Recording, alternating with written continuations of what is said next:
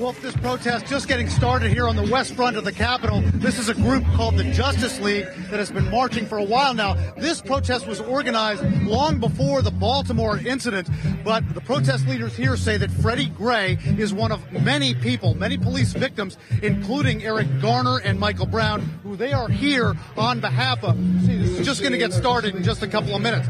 But also tonight, there are many gaps in Gray's case that still have not been filled in.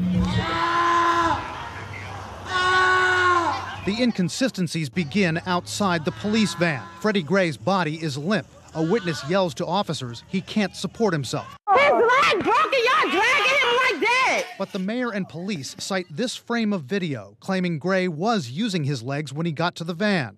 They say when he got in, he was able-bodied, able to talk.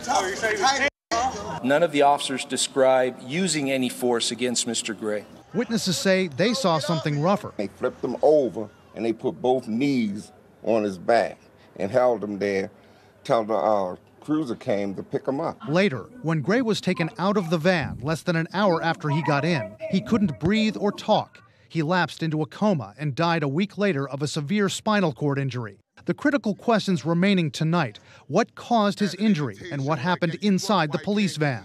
Police say Gray asked for an inhaler about the same time he got in the van at 8:42 a.m. on April 12th. Less than 4 minutes later, the van stopped. The van operator says Gray was irate. He was placed in leg irons. It's one of at least 2 stops the van made with Gray inside.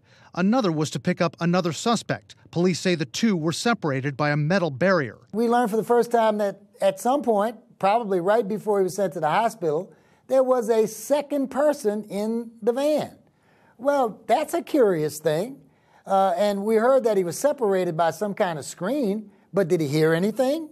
What did he say? Law enforcement veterans say investigators will be talking to that second passenger, whose testimony will be crucial, and to the van operator. So far, I haven't heard an allegation that the brakes were deliberately applied, but yes, they would need to look into the question of how the van was being operated and whether brakes were applied and at what points, and also how he may have been seatbelted or secured in the van, if he was.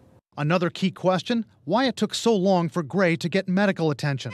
About 42 minutes elapsed between the time Gray was put into the police van and when a medic was called. Baltimore's mayor now says that was too much time, a mistake.